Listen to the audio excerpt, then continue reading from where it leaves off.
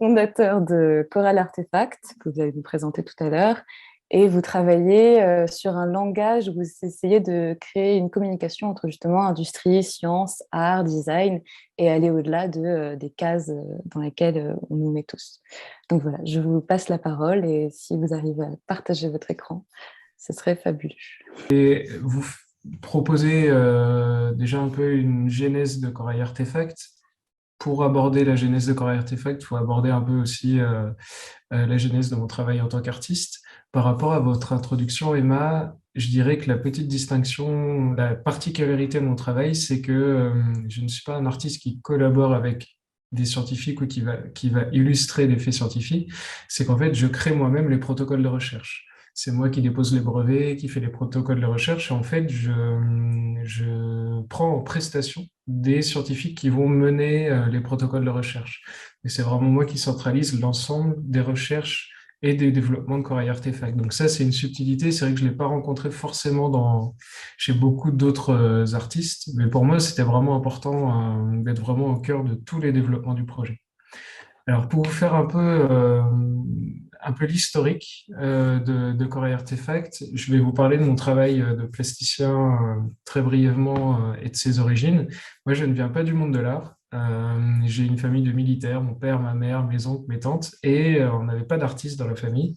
Donc moi, je ne savais même pas qu'artiste était un métier possible, mais depuis tout petit, j'ai toujours aimé dessiner, j'ai toujours aimé créer. Et j'ai fait un bac scientifique et ensuite j'ai essayé de trouver un métier qui était à la fois créatif et en même temps un métier sûr qui pourrait faire plaisir à mes parents. Et j'ai commencé par étudier l'architecture. Et en fait, c'est pendant ma première année à l'école d'architecture que j'ai rencontré une étudiante qui m'a parlé des beaux-arts.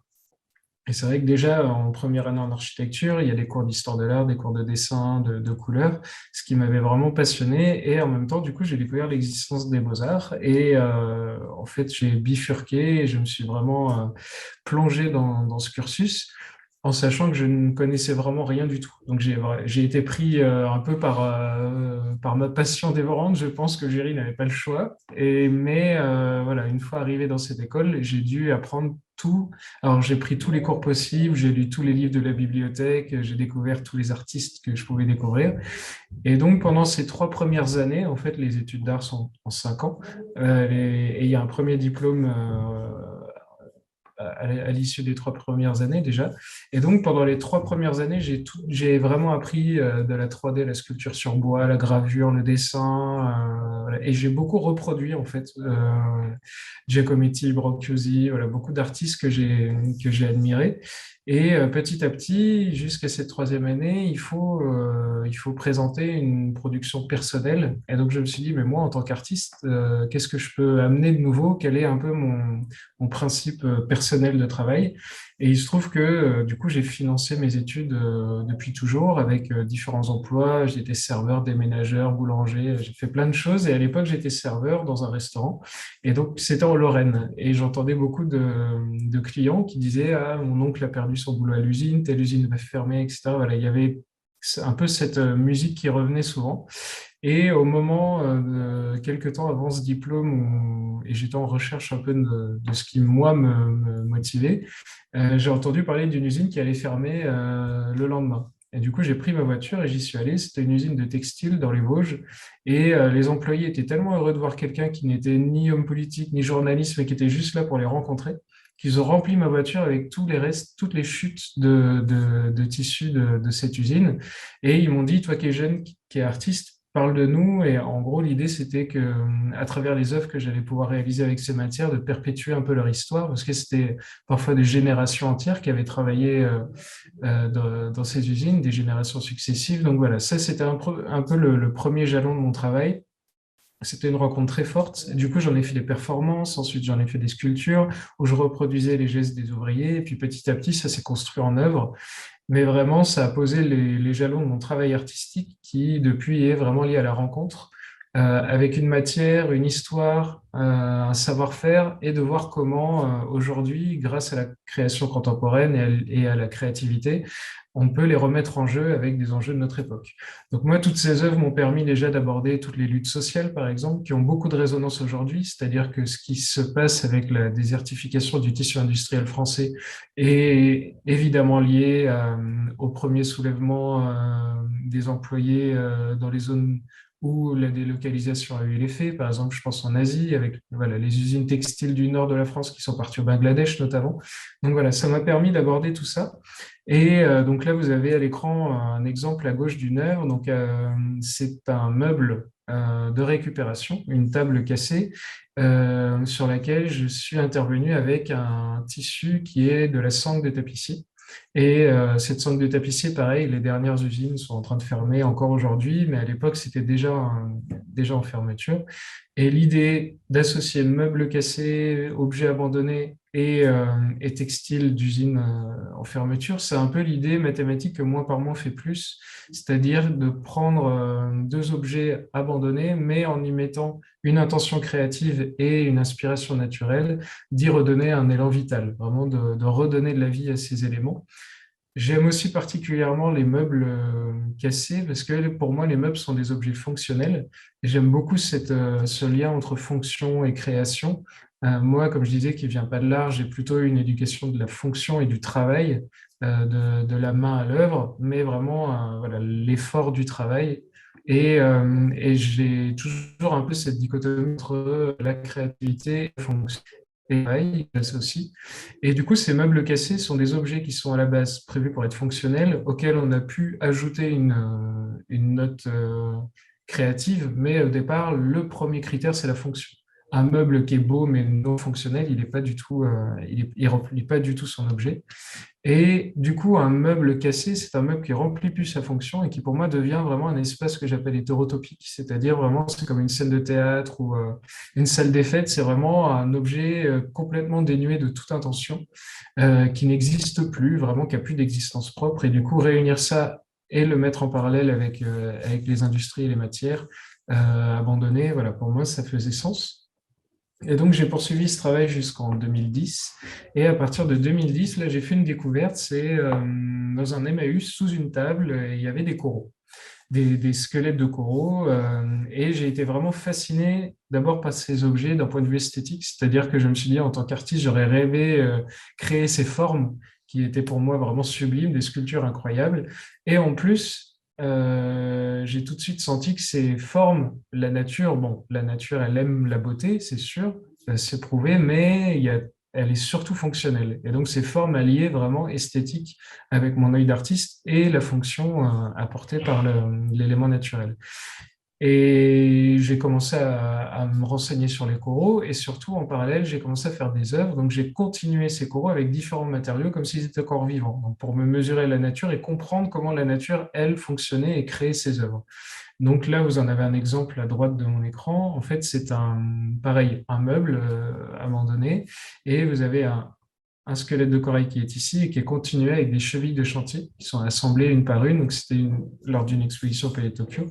Et donc, à partir de 2010, j'ai commencé toute une série comme ça d'œuvres. Et chaque nouvelle œuvre représentait aussi une nouvelle connaissance que je pourrais acquérir sur le sujet du corail, jusqu'à avoir une bonne connaissance de cet animal et des enjeux qu'il connaissait déjà à l'époque. C'est-à-dire que tout de suite, en fait, quand on cherche des informations sur le corail, et tout de suite partir sur l'état des récifs coralliens, ces récifs qui sont extrêmement en danger, alors qu'ils sont vraiment un élément vital pour la planète.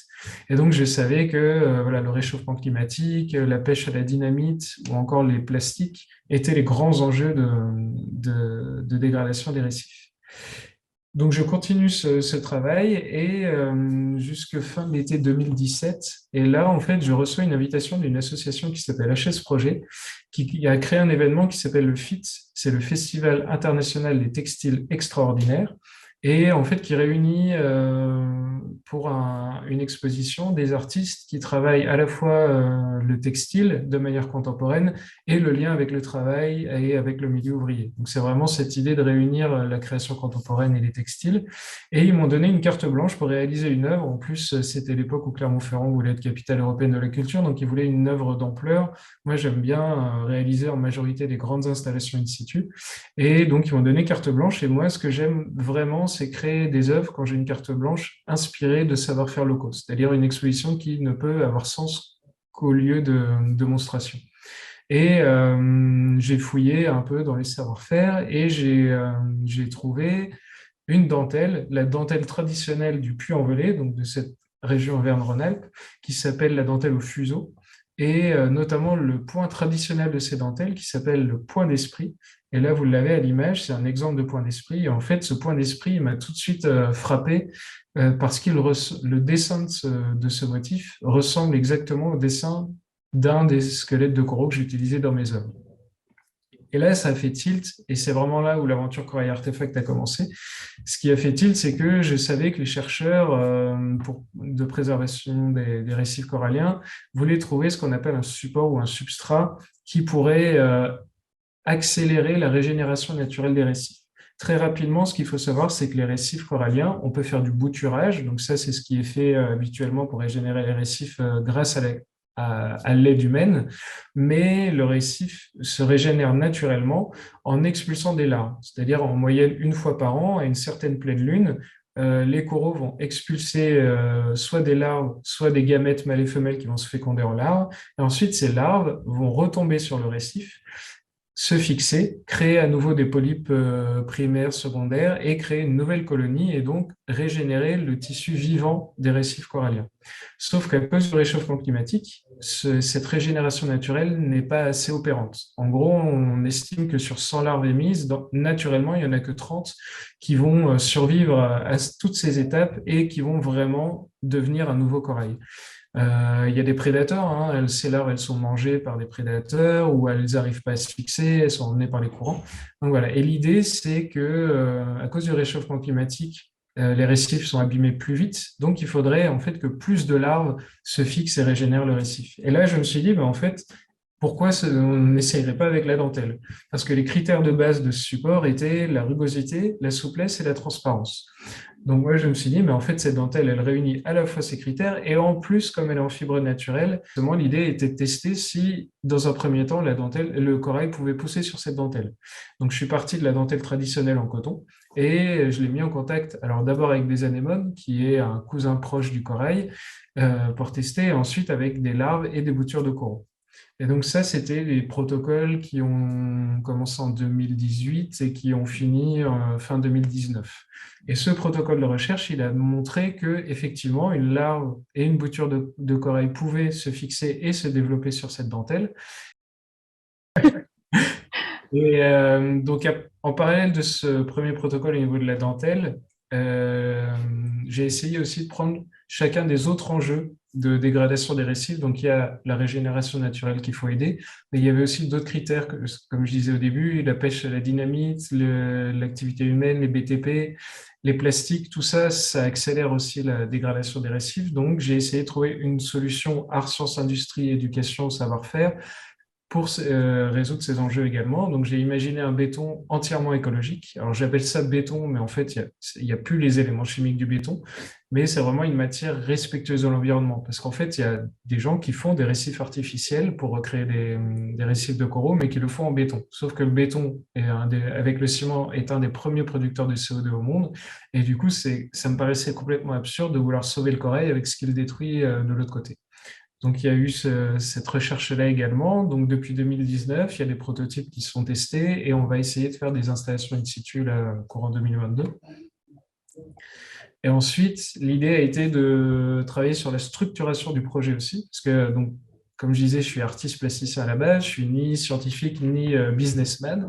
Donc, au départ, j'avais créé une branche philanthropique et l'idée, c'était les collectionneurs de mon travail artistique, de les orienter vers un mécénat. Et maintenant, l'idée a été de vraiment créer tout un système économique viable parce qu'il n'y a aucun projet environnemental qui ne peut aboutir s'il n'y a pas un système vraiment économique derrière qui soutient les choses. Et donc, j'ai créé une entreprise pour tout ce qui est art et design, donc qui est vraiment les objets dérivés, les expositions, les moments de sensibilisation et de médiation. Une entreprise sciences et technologies pour mener à bien mes protocoles de recherche. Et également déposer les brevets. Là, j'ai déposé mon premier brevet dont on attend les résultats fin de cette année. Et le fonds de dotation, lui, est vraiment concentré sur tout ce qui est pédagogique. Donc, on a du contenu pédagogique, je fais des ateliers avec des enfants. Voilà, il y a vraiment toute cette partie-là. Donc, voilà un peu pour la genèse du projet. Et au niveau des actions, plus précisément, donc on a à la fois on a des actions de régénération des récifs, donc il y a la dentelle, le béton écologique, et à chaque fois, en fonction des nouvelles découvertes que je peux faire ou des expérimentations que je peux faire, je développe d'autres solutions, comme par exemple un ensemble d'outils d'écocardiologie, parce que je me suis rendu compte que en fait, les chercheurs qui travaillent même en laboratoire utilisent beaucoup de choses en plastique, en béton, etc. Donc là, par exemple, j'ai développé ça va, j'ai développé tout un ensemble basé sur l'impression 3D d'outils d'aquariologie et qui peuvent servir aussi pour les in situ. Je suis en train de développer aussi un nouveau biopolymère qui va être utilisé à la fois pour la dentelle et aussi pour les outils d'aquariologie. Ensuite, il y a toute une action anti-plastique, parce qu'on le sait moins, mais en fait, le plastique est vraiment très toxique pour les coraux. Les coraux n'ont pas d'œil. Donc, en fait, ils brassent toutes les particules qui sont dans l'océan. Et en fait, le plastique, en se dégradant, mais les coraux vont les ingérer et ils vont mourir à cause de l'ingestion des plastiques. Donc, il faut vraiment lutter contre ça.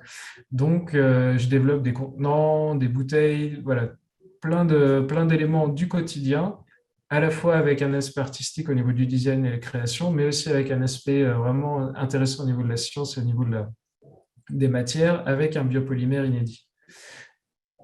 Et ensuite, il y a tout un ensemble d'actions de sensibilisation et de médiation. Donc, il y a les expositions que je peux réaliser et il y a aussi des foires, des salons, des conférences, comme ce qu'on est en train de faire, par exemple, et également des contenus spécialisés comme un kit pédagogique avec des vidéos, des tutoriels.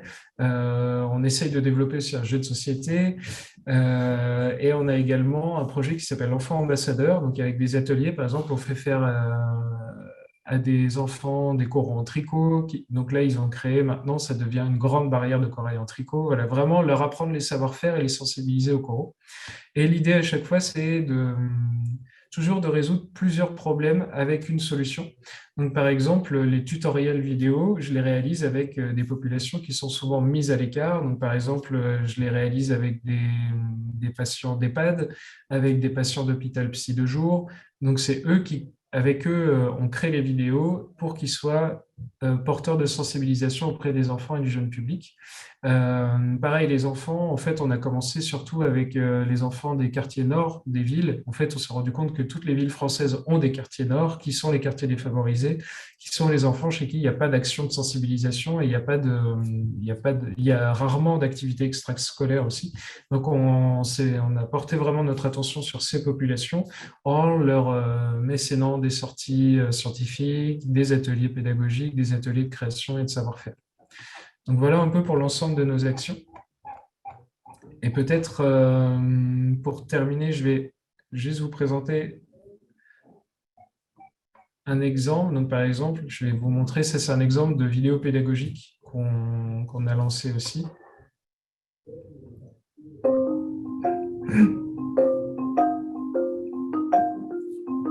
Et donc c'est des dessins réalisés à la main, donc il y a vraiment l'idée de passer par l'art et la création, mais que ce soit toujours avec un contenu de sensibilisation. Épisode 1. Rencontre avec les coraux. Les coraux, ces animaux que nous connaissons tous. Mais les connaissons-nous vraiment? Pour commencer la fascinante histoire des coraux, intéressons-nous à leur famille. Les coraux sont bien des animaux d'une seule cellule qui se groupent, rassemblent par de dessins animés, mais les dessins sont vraiment créés comme s'ils pouvaient être exposés en exposition. Donc c'est vraiment toujours de trouver le juste fil, le juste équilibre entre création artistique, sensibilisation et en même temps mise en valeur des savoir-faire et des protocoles scientifiques. C'est vraiment, voilà, chaque domaine est conçu pour tenir ensemble et doivent grandir ensemble. Si on en enlève un, tout s'écroule. En fait, moi, j'ai étudié beaucoup de projets qui justement étaient en lien avec la préservation de la nature et je pense vraiment que c'est cette vision systémique qui va faire évoluer les choses. Très rapidement, pour conclure aussi, un des principes qui montre bien la dynamique que j'essaye d'instaurer avec Corail Artefact, c'est que tout doit être fait aussi avec les ressources locales et les populations locales. Là, je vous ai présenté des solutions comme la dentelle, le béton, mais ces solutions, pour moi, elles sont plus vues comme des équations avec des variables. Et les variables, c'est les ressources locales. Donc la dentelle ne sera pas la même. Elle ne sera pas produite de la même façon aux Baléares qu'en Indonésie. Pareil pour le béton écologique. À chaque fois, il y a une donnée variable qui est souvent sur les matières. Parce que l'idée, c'est on pourrait très facilement basculer dans un projet non vertueux en disant aux populations locales, vos récifs sont en train de mourir, il faut arrêter de pêcher, il faut arrêter de faire des activités et de créer de la précarité. L'idée, c'est plutôt de détourner les activités qui sont liées au récif, qui les abîment, et proposer vraiment de l'emploi, de l'éducation, de la sensibilisation et de l'art aux populations locales pour qu'elles y soient aussi gagnantes et vraiment, toujours encore une fois, d'être dans ce cercle vertueux. Ça va? Oui, c'est parfait. Merci beaucoup. Du coup, en fait, j'ai préparé un tout plein de questions et vous avez vous avez répondu à la plupart. Mais une que j'aimerais bien vous poser, parce que du coup, vous travaillez sur des savoirs oubliés, tout ce qui est en perdition, donc à la fois du côté social et du côté de la nature, évidemment. Mais est-ce que quelque part, tout ce qui est collaboration, bon là, on parle de l'art-science aujourd'hui dans cette conférence, mais comme vous avez dit, c'est beaucoup plus large que ça. Ça peut être industrie et, je sais pas, philosophie, tout ce qu'on veut. Est-ce que ça, c'est pas un savoir oublié quelque part de collaborer interdiscipline? Ça, c'est sûr, c'est l'évidence. Mais même, alors, au-delà de parler de collaboration, je dirais, qu'est-ce que c'est qu'être artiste? Déjà, de base, moi, je ne peux parler que de ma propre expérience, mais pour moi, c'est vrai que je ne comprends pas comment on est passé de l'image de l'artiste de Vinci à l'image de l'artiste d'aujourd'hui, complètement déconnecté de la société, dans le marché de l'art et complètement Mm. sectorisé dans son domaine. La rupture entre l'art de son temps et le grand public, pour moi, elle est affligeante. Je ne sais même pas comment on en est arrivé là. Alors après, ça peut s'expliquer. Il y a des livres de sociologie qui en parlent très bien, mais c'est une volonté de l'art. À mon avis, c'est une volonté, en tout cas du marché de l'art, d'imposer une vision de ce que c'est l'art contemporain au grand public et de le mettre à l'écart et de jouer un peu sur le fait de si vous n'avez pas fait les études, si vous ne comprenez pas, c'est que vous êtes bête. Alors que non, pas du tout. Et c'est vrai que ça peut être des gros mots aujourd'hui dans l'art contemporain, des mots vulgaires, de parler d'esthétique, de parler de beauté, etc. Mais non, c'est le fondement. Et je ne sais pas comment on est passé d'une figure comme De Vinci qui était à la fois intéressé par la science, par la technologie et par la créativité. Einstein le disait aussi, enfin, je veux dire, pour moi, il n'y a pas de frontières. Ces frontières-là n'existent pas. On est tous, peu importe les domaines de compétences, on est tous liés à la recherche. Et notre société aujourd'hui, elle est tellement fluctuante, elle est tellement en mouvement que je ne comprends pas pourquoi on veut sectoriser les gens alors que ce qui va, comme la nature, en fait, ce qui va jouer et ce qui va permettre de s'en sortir, c'est l'adaptation et c'est l'ouverture d'esprit. Pour moi, quand j'écris un brevet, c'est autant une création artistique que quand je réalise une installation ou que je réalise une œuvre. Et moi, j'ai jamais eu cette séparation dans la tête. On me l'a montré, c'est-à-dire quand j'étais étudiant en art, hein, même par exemple, le fait de faire des œuvres avec mes mains, de prendre du temps à les faire et d'être proche des fois de l'artisanat, c'était assez mal vu. Mais je pense que c'est des modes. Par exemple, il y a 10 ans, on disait aux étudiants en art que la peinture n'existait plus. Voilà. Enfin, il y a des cycles comme ça, un peu de vision de ce qu'est la création. Alors qu'en fait, non, tout ça n'existe pas. Ces frontières n'existent pas. Et les meilleurs chercheurs, les meilleurs scientifiques au monde, c'est des gens extrêmement créatifs. De toute façon, pour innover, il faut créer. Donc, en fait, on est tous on est tous en mouvement grâce à la créativité et grâce à la création. Donc c'est vrai que pour moi, c'est un peu un point d'interrogation, je ne sais pas. Je ne sais pas pourquoi certains s'enferment là-dedans et pourquoi, au début, moi quand j'ai commencé avec Corail Artefact, c'était fin 2017, c'est vrai qu'il y avait une image improbable de la collaboration art-science, c'était le scientifique. Il n'est pas assez créatif pour pouvoir se faire comprendre, donc on a besoin d'un artiste pour faire des jolies illustrations de ce qu'il fait et pour montrer que ce qu'il fait est intéressant. Je trouve ça complètement stupide parce que ça peut être complètement l'inverse. C'est-à-dire qu'un artiste a peut-être besoin au contraire, d'une illustration scientifique de ses propos. Inversement, enfin voilà, tout ça n'est pas du tout aussi tranché que ça et n'est pas aussi sectorisé.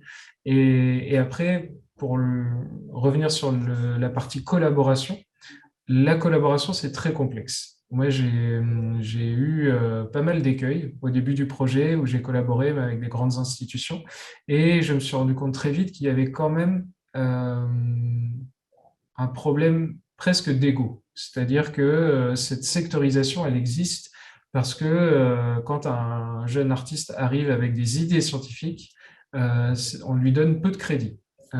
Et c'est vrai que ça pouvait embêter des scientifiques que moi qui n'ai pas fait d'études scientifiques, j'arrive avec des solutions qui peuvent être potentiellement intéressantes. Et en fait, mais tout ça, c'est des lieux communs. C'est-à-dire que moi qui ai travaillé avec des usines en fermeture, vraiment avec des ouvriers qui étaient complètement déconnectés de la création contemporaine, vraiment la clé, c'est le langage. Vous en parliez, Emma, au début de la conversation. C'est vrai que moi, je me dis, ma plus belle création, c'est un langage commun avec ces différents domaines. Mais pour créer ce langage commun, il faut se comprendre à la base. Donc moi, ce que j'ai fait, c'est que j'ai toujours une phase d'immersion.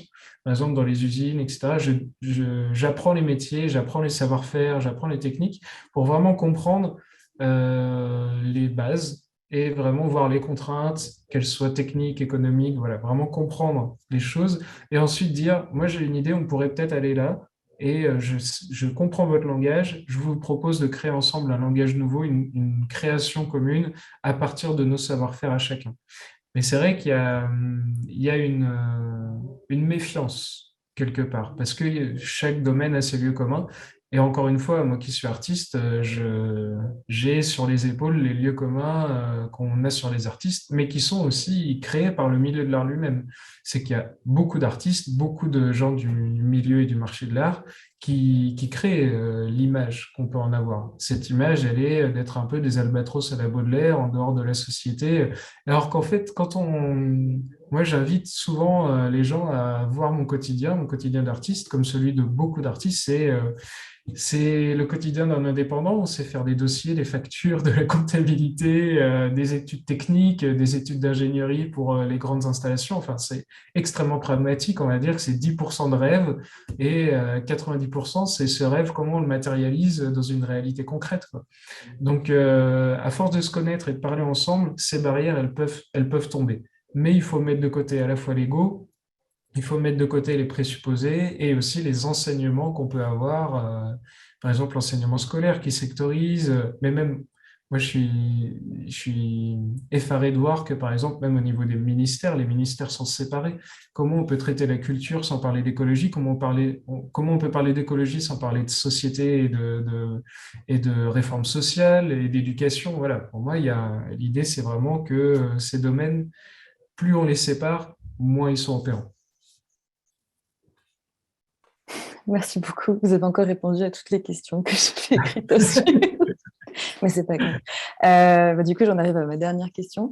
Mais encore une fois, hein, quand je dis art-science, je pense que évidemment, on a choisi d'appeler ce programme recherche art-science parce que c'est très à la mode en ce moment et c'est très important pour nous, artistes aussi.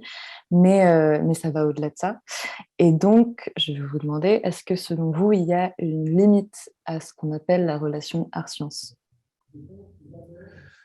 Est-ce qu'il y a une limite? Je pense que la limite, c'est... Alors, là, je vais aller vraiment sur un terrain complètement subjectif, mais moi, je crois beaucoup aux intentions. Et je dirais que peut-être un scientifique n'a pas la même intention qu'un artiste. Un artiste, il a un public, il a une adresse. C'est-à-dire que quand on réalise une œuvre, on va la partager, a priori, hein, la majorité des artistes, ils souhaitent la partager, l'exposer, et notre public, c'est vraiment ce que j'appelle le grand public, c'est-à-dire on veut le partager au monde.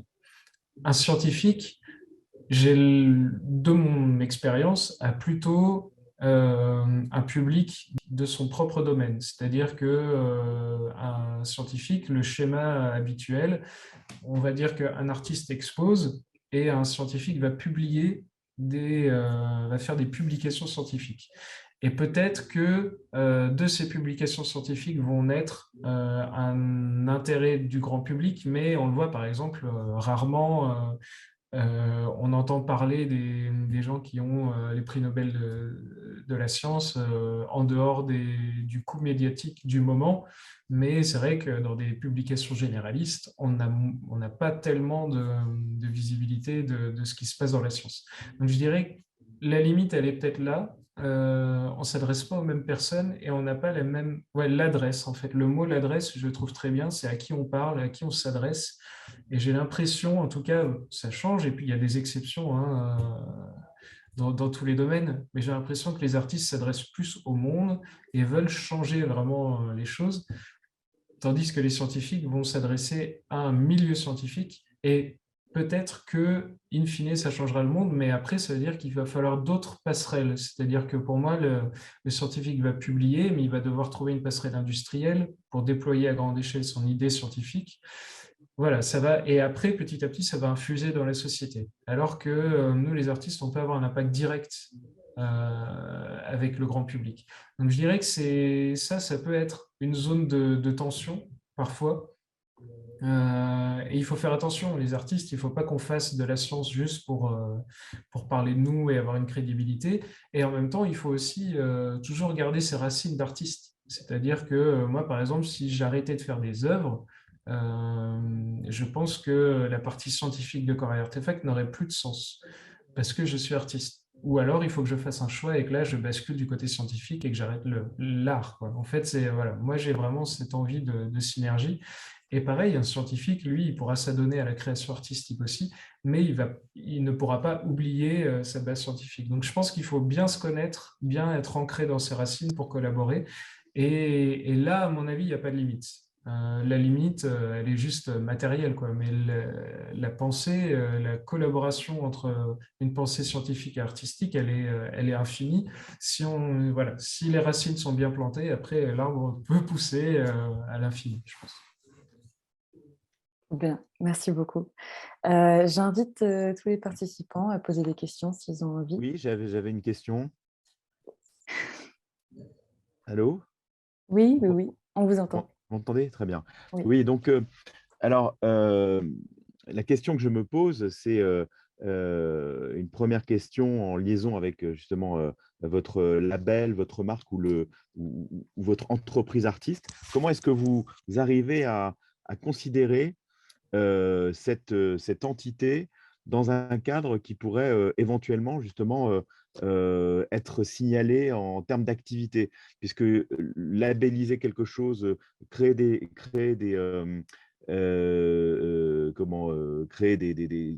inventer des labels ou des éléments qui vont finalement nourrir la société par leur créativité ou leur création, c'est aussi contribuer en soi, non pas en tant qu'artiste uniquement, mais aussi avec une organisation. Donc, j'aimerais savoir si vous avez pensé à ce terme d'entreprise artiste qu'on développe depuis très longtemps, depuis 2006. On a identifié près de 250 modèles d'entreprises artistes.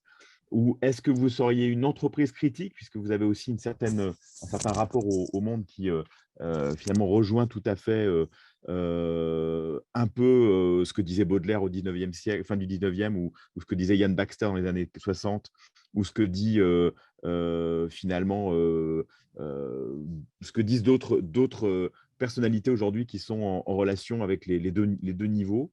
Ça dépend évidemment du contexte. Le contexte français est un peu particulier par rapport à cette rencontre, mais il me semble qu'il avance également de façon utopique, plus que de façon pragmatique.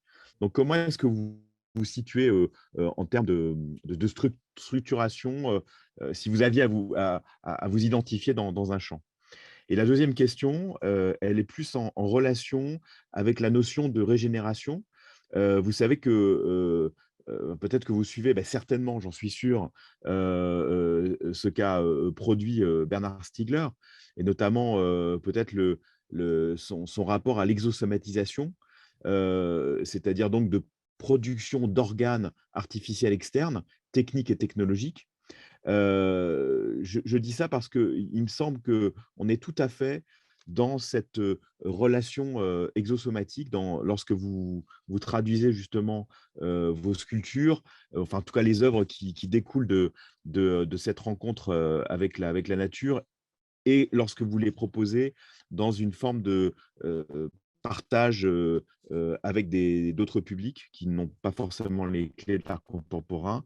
Donc je me demandais si voilà ce rapport à l'échange incalculable, quelque chose qui serait finalement, qui ferait fi du néolibéralisme pour, éventuellement, envisager d'autres types d'échanges, est en mesure, en tout cas de produire, autre chose, un nouveau rapport de notre corps à la société. Je pense que vos deux questions se rejoignent, en tout cas dans les réflexions que j'ai pu avoir justement quand j'ai construit le projet. Enfin, le projet, il se construit chaque jour. C'est-à-dire, c'est vraiment, il faut l'imaginer comme une entité qui grandit, qui est vraiment une entité vivante, en fait. Ce projet, il est vivant. Euh, euh, je dirais, par rapport à la première phase de votre question, c'est vrai que ça, au début, j'ai pu me demander si ça dépassait le cadre de simplement être un artiste plasticien contemporain. Quand j'ai commencé à créer des entreprises, quand j'ai commencé à faire de la comptabilité pour ces entreprises, quand j'ai créé un schéma juridique, parce que voilà, ces entreprises, elles sont connectées entre elles, et il y a un sens en fait à chacune. Je me suis posé la question du bien commun, je me suis posé la question de savoir s'il fallait offrir ces innovations au monde. En fait, je me suis aperçu d'une chose, c'est que moi, j'ai envie de donner un élan à la nature, de participer à la préservation de la nature et à sa régénération, mais je ne peux pas agir sur tous les niveaux. Par exemple, je ne peux pas renverser le système économique mondial actuel. C'est pas possible. Je n'ai pas, en tout cas, je n'ai pas eu l'idée et je n'ai pas trouvé les mécanismes pour le faire. Ça peut tout à fait être possible, mais ça, je n'en ai ni l'idée ni la compétence. Donc, il faut que je joue avec la société actuelle pour arriver à mener à bien mon projet. Donc, ça veut dire que non, ce n'est pas possible de lancer dès le début d'une idée, de l'offrir au monde. Je peux le faire pour des œuvres. Ça m'arrive, par exemple, d'offrir des œuvres à des communes, à des lieux d'exposition, etc. Donc, quand j'en ai la possibilité, je le fais. Par contre, pour mener à bien mon projet, j'ai besoin d'argent. Les tests scientifiques coûtent de l'argent. Moi, je ne veux faire travailler personne gratuitement. Je ne prends pas de stagiaire. Voilà, je suis un peu le couteau suisse du projet aussi pour ça, parce que je veux vraiment rémunérer les gens, parce que c'est un travail trop important et il faut s'y consacrer à 100%. Aujourd'hui, tout le monde a besoin d'un salaire pour payer son appartement, manger, vivre.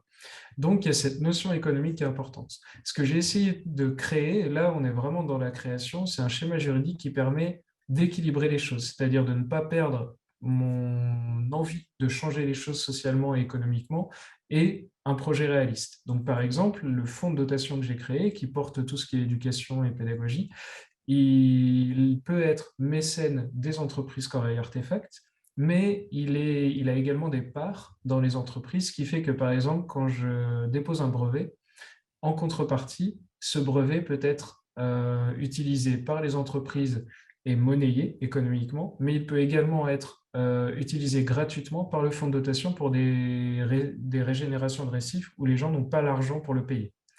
Donc, on a vraiment cet équilibre entre, en gros, si vous voulez, pour résumer un peu la philosophie du schéma juridique que j'ai créé, c'est qui peut payer, paye, qui ne peut pas, c'est offert. Et vraiment, il faut trouver cet équilibre-là, parce que j'ai vraiment creusé la D'accord. question.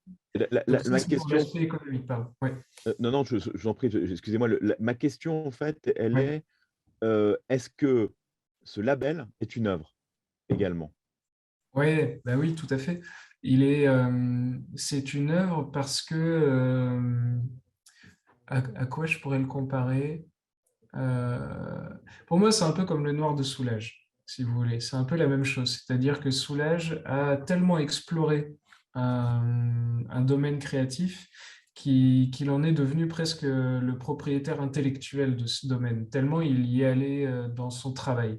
Et moi, en fait, Corail Artefact, c'est ça. C'est-à-dire que j'ai pas connaissance, en tout cas, d'autres projets qui ont été creusés à ce point-là, qui ont essayé vraiment de créer un système.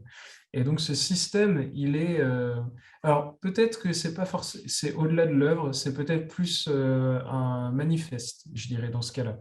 Je dirais que c'est presque un manifeste d'artiste et que fondamentalement, au fond, mon objectif avec Corail Artefact, c'est d'être inspirant et d'inspirer d'autres artistes.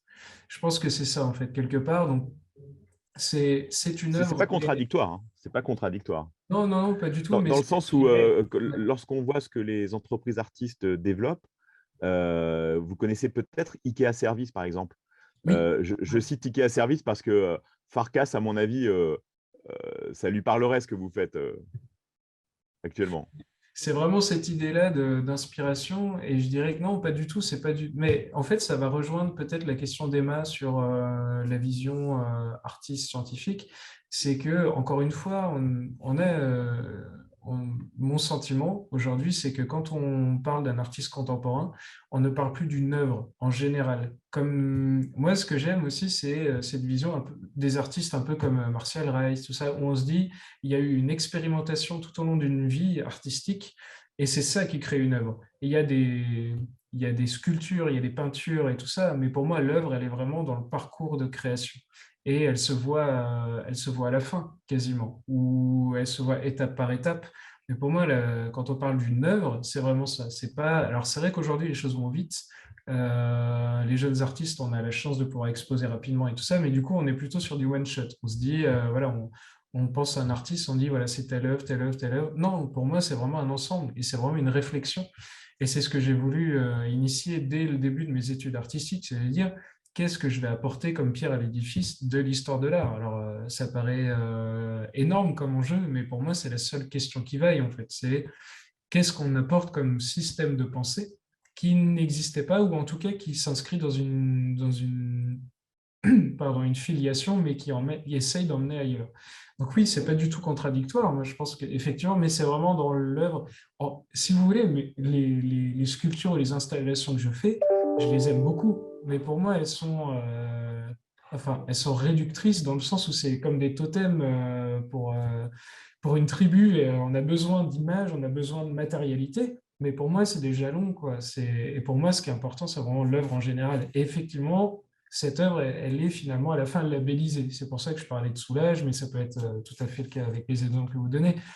Forcément, ça devient un label, mais pour moi, le label, dans le bon sens du terme, c'est-à-dire vraiment cette vision générale d'une œuvre d'un artiste qui essaye de créer quelque chose tout au long de sa vie, qui ne sait pas forcément quoi au fur et à mesure, mais voilà, chaque sculpture ou installation ou peinture va être un petit peu comme le pousser, et à la fin, on se dit, OK, tout ça prend un sens. Et c'est vrai que moi, j'essaye de l'anticiper, en fait. J'essaye d'anticiper la vision qu'on peut avoir de mon travail en dès maintenant l'intégrant dans mes créations. Et Merci beaucoup. pardon, juste pour Oui, rebondir sur ce que vous disiez aussi sur les organes qui sont développés en extérieur, en oui, laboratoire et tout ça, de ce moi, je dirais que mécanisme. Ouais. il y a une limite qui est presque personnelle, philosophique. Moi, ce que je dis, c'est que je donne un coup de pouce à la nature, mais je ne vais pas au-delà de ce que fait la nature. C'est-à-dire que, par exemple, le filet de dentelle, il va accélérer la régénération naturelle, mais il va se dégrader tout de suite après. C'est-à-dire qu'une fois qu'il a fait son office, qui est déjà inscrit dans un processus naturel, ça va disparaître en quelques mois et la nature va redevenir complètement comme elle était avant. Alors, je ne suis pas du tout contre une intervention de l'homme, parce que c'est vrai qu'aujourd'hui, il n'y a plus un centimètre carré sur Terre qui n'a pas eu une intervention humaine. Donc, comme je dis, si on y a mis le doigt, il faut y mettre la main, il faut y aller, allons-y, intervenons sur la nature. On ne peut pas faire comme si on ne l'avait pas fait et s'en dédouaner. Ouais. Mais je dirais que moi, j'ai cette limite-là de vraiment utiliser ce qui existe dans la nature et les procédés de la nature et de les pousser quelque part, mais vraiment de redonner ses droits à la nature in fine. Donc là, je dirais que je ne vais pas, par exemple, utiliser du corail pour autre chose que sauver le corail. Ouais. J'ai une dernière question. Alors, justement, en parlant de nature, qu'est-ce que vous pensez, ça va plaire à Eglika, ma question, qu'est-ce que vous pensez du blob? Euh, Qu'est-ce que je pense du blob? En fait, c'est un peu comme le mycélium, tout ça. C'est que je me dis, il y a des choses vraiment intéressantes, intrigantes au niveau de la science. Je pense qu'il y a des applications techniques qui sont intéressantes. Euh, mais pour être honnête, ça ne me passionne pas vraiment. Je suis très heureux que ça existe parce que ça interroge. Mais je dirais qu'en fait, alors, peut-être pour nuancer pardon, ce que j'ai dit, c'est que je me dis, il n'y a pas besoin d'artistes avec le blob. C'est que le blob est déjà tellement c'est une œuvre déjà aboutie, en fait. Il n'y a pas grand-chose à faire avec, à part l'observer, le regarder et essayer de le comprendre. Euh, mais voilà, c'est un organisme qui est très, très intéressant déjà, mais qui est extrêmement complexe. Et je pense que, en tout cas pour moi, j'en connais pas. Je me dis, il faudrait passer une vie à l'observer et le comprendre avant d'avoir une idée intéressante de son utilisation. Et encore une fois, est-ce qu'on a besoin d'utiliser le blob pour régénérer la nature? Je n'ai pas l'impression que le blob est en danger, par exemple. Euh, du coup, c'est ces questions-là, moi, qui vont un peu me freiner pour m'y intéresser plus. Euh, et puis, il n'utilise pas Là, de... pour le coup, c'était Ouais, une question d'ordre formel parce que je ouais. trouvais que certaines œuvres que vous avez montrées étaient très proches de l'image, hein, euh, du blob, d'une certaine manière, de dissémination. Euh, Oui, alors, pas directement le blob, mais de toute façon, les systèmes dans la nature, ils sont récurrents, hein, mais... alors, c'est pas le blob oui, spécialement, mais c'est vrai j'ai que tout été ce qui est coupé, excusez-moi. contamination, tout ce qui est... En fait, moi, ce qui m'intéresse dans la nature, c'est les systèmes de... En fait, la nature, on lui donne un espace et elle va le coloniser. Et c'est la colonisation naturelle que je trouve extrêmement intéressante. Et que ce soit blob, que ce soit même voilà, les végétaux, les animaux, voilà, comment... Et ça, pour moi, en tant qu'artiste, c'est passionnant de se dire, enfin, moi, c'est ce que je veux faire en tant qu'artiste plasticien, c'est comment j'investis un espace. Et c'est vrai que tous les exemples dans la nature sont fascinants. Et c'est vrai que celui du blob, il rejoint beaucoup. Et on voit des schémas comme ça de... En fait, ce qui est fascinant, je trouve, c'est qu'on pourrait passer sa vie à essayer de rendre en équation le développement de la nature dans un espace. Et c'est ça qui est intéressant et là où je pense que l'art peut se substituer à la science, c'est qu'il faudrait tellement de générations de scientifiques pour comprendre, alors que des fois, les artistes ont un instinct de reproduction de ces schémas sans forcément les comprendre. Donc c'est là où des fois, peut-être l'art et la science se complètent. Mais c'est vrai, hein, c'est une image passionnante, mais c'est comme les fractales, c'est comme tout ça. Voilà, c'est du macro jusqu'au micro. C'est vrai que la Oui. nature est une source d'inspiration incroyable. Et au niveau des concepts scientifiques, justement, on n'a pas évoqué ces questions-là, mais comment est-ce qu'ils influent dans votre propre parcours d'artiste? Et au contact de quels scientifiques, finalement, vous avez pu vous développer vos- vos structures et vos projets? En fait, c'est pas au contact des scientifiques que je développe mes projets, c'est plutôt que j'ai une idée et ensuite je vois si je vais piocher dans la littérature pour voir si cette idée a déjà été explorée. Je vais vous donner un exemple très concret. Depuis le début, je me dis, le corail est une espèce, une des premières espèces apparues sur Terre. Elle a développé une forme d'intelligence dont on n'a même pas idée.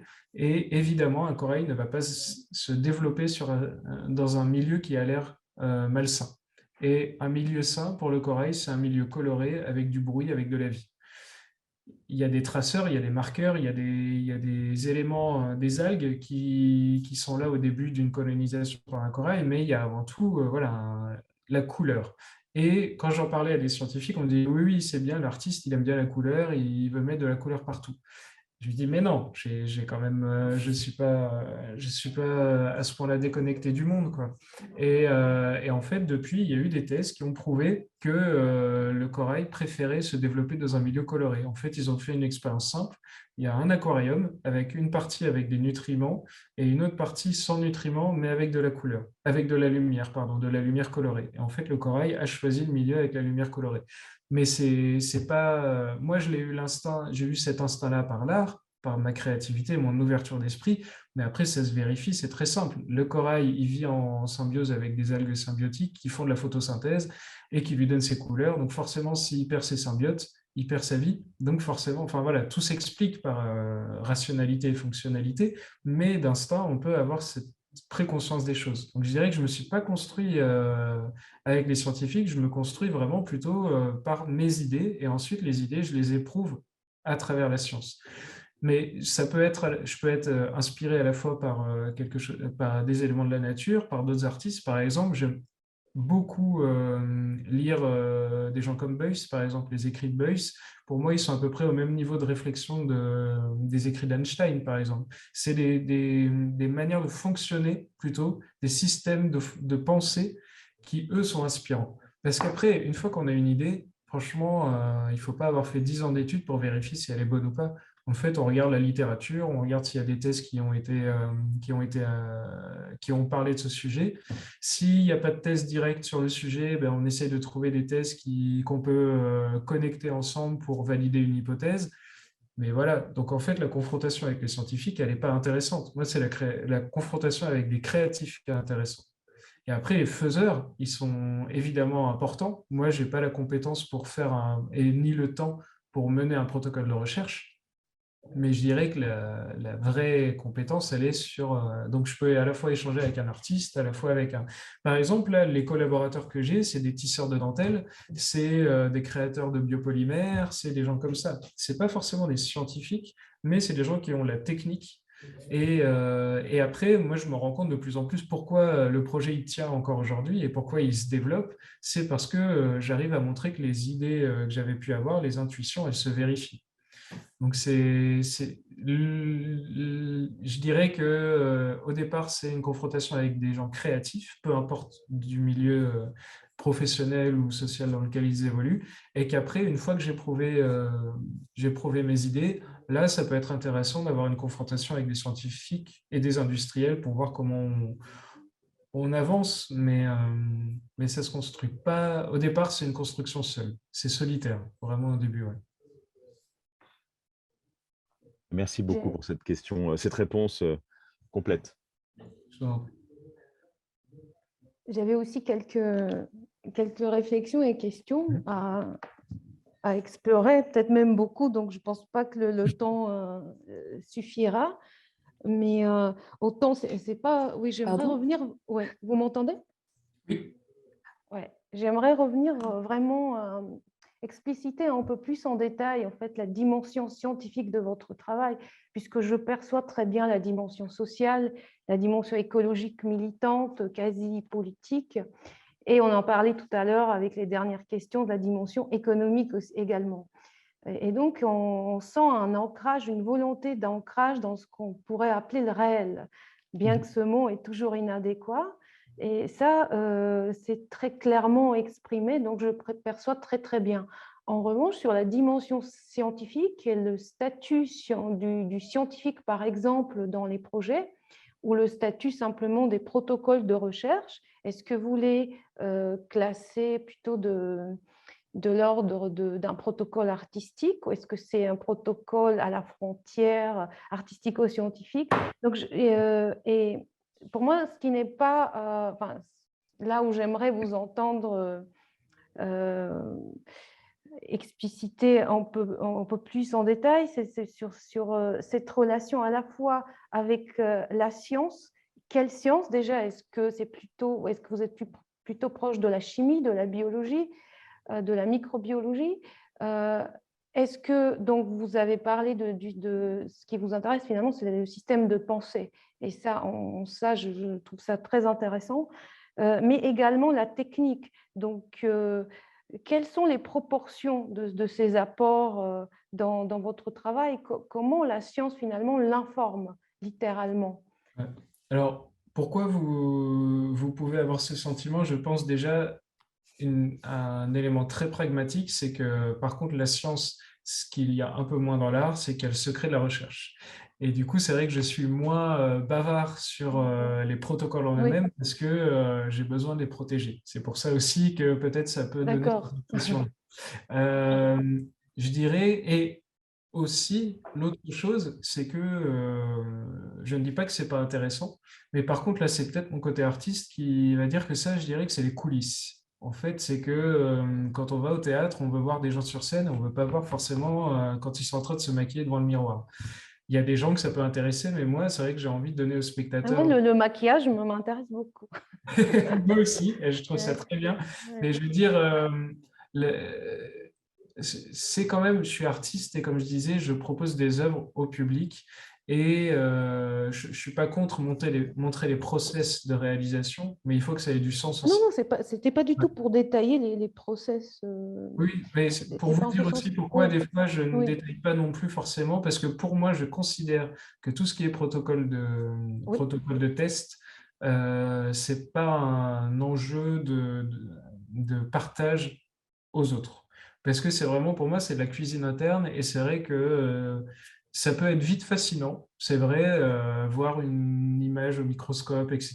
Mais j'ai peur des fois que ça détourne justement que ces images-là sont très impactantes. Hein. Moi, j'en ai mis aussi sur mon site hein, parce que voilà, il faut communiquer. Mais c'est tellement intriguant de voir de la dentelle au microscope avec une larve dessus que des fois, ça peut détourner aussi de tous les enjeux dont on parle depuis le début.